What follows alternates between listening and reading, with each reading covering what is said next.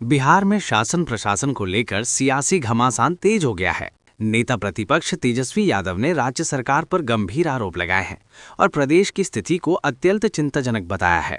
तेजस्वी यादव का कहना है कि बिहार इस समय गंभीर संवैधानिक संकट से गुजर रहा है।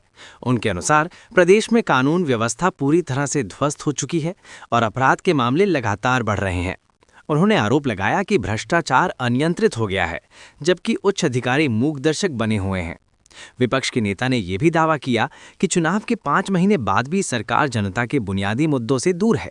युवाओं के लिए रोजगार, किसानों की समस्याएं, शिक्षा, स्वास्थ्य और विकास जैसे अहम विषयों पर कोई ठोस विमर्श या निर्णय नहीं लिया जा रहा है। तेजस्वी यादव ने यह भी आरोप लगाया कि पिछले 2 महीनों से राज्य में कोई कैबिनेट बैठक नहीं हुई है, जिससे प्रशासनिक निर्णय ठप पड़ गए हैं।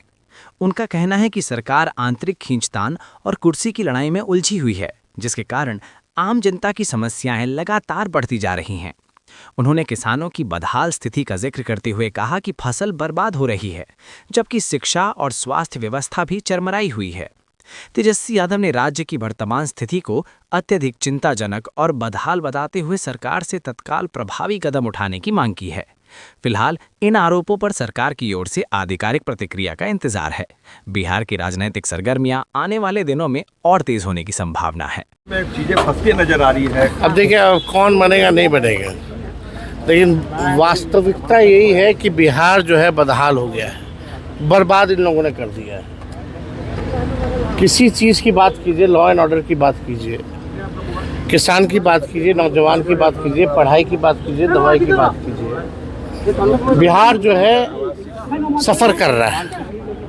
और सरकार की जिम्मेवारी होती है कि कम से कम जो पीड़ा है लोगों की, जो समस्या है, उसको दूर किया जाए। इसके लिए सरकार का गठन होता है। 5 साल में हम लोग पहले देखते थे एक बार होता है, अब सरकार बदले फिर सरकार बनानी है। तंत्र मंत्र से लोग सरकार बनाए हो, लेकिन आज स्थिति क्या है आप बताओ। 2 महीने में कितनी बार कैबिनेट मीटिंग हुई है,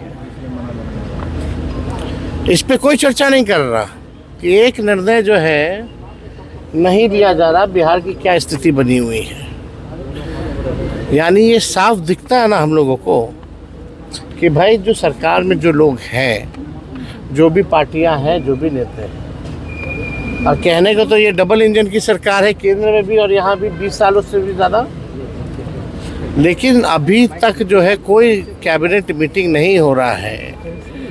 ओले गिर रहे हैं, फसल बर्बाद हो रहा है, उसके लिए कोई चिंता नहीं की जा रही है। सरेआम सड़क पे गला काट दिया जा रहा है, बच्चियों के साथ गैंगरेप किया जा रहा है। TRE 4 का क्या हुआ भगवान जान रहा है। शिक्षा, चिकित्सा, दवा नहीं मिल रहा है, अस्पताल में स्ट्रेचर नहीं मिल रहा है। तो ये तो साफ दिख रहा है ना कि जो लोग सत्ता में हैं उन लोगों को चिंता इस बात की है ही नहीं। सबको केवल चिंता इस बात की कि कुर्सी किसका होगा, कुर्सी पे कौन बैठेगा, इसी बात की चिंता है। और जो हम लोग पहले से बोलते रहे कि भाई नीतीश जी को ये लोग मुख्यमंत्री नहीं रहने देंगे, वही हो रहा है। चुनाव में हिम्मत नहीं थी, नहीं कह पाए, लेकिन ये अंदरूनी पहले से तय हो चुका था। और तय नीतीश जी का कुछ भूमिका नहीं हो तो हो, बिना मन के उनको जो है वहाँ ले गया। लेकिन जो लोग हैं जदयू में बड़े नेता, उन लोगों ने जो समझौता किया है, चाहे CBI ED का डर हो या लालच हो, जो भी हो, उसके डर से नीतीश जी को फंसा दिया ये लोग। जेडीयू को खत्म करने की तैयारी हो रही है तेजस्वी जी। क्या लग रहा है कि बीजेपी निकल जाएगी जेडीयू को?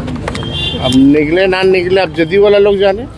निशांत को लेकर पहले कहा गया डिप्टी CM बनेंगे, पर अब निशांत ने मना कर दिया कि हम नहीं चौधरी का नाम बहुत तेजी से चल रहा है आपकी पार्टी का। देखिए हम किसी के बयान पे कौन क्या बन रहा है नहीं बन रहा है, जो भी बनेगा जनता का मैंडेट नहीं है, ये बात।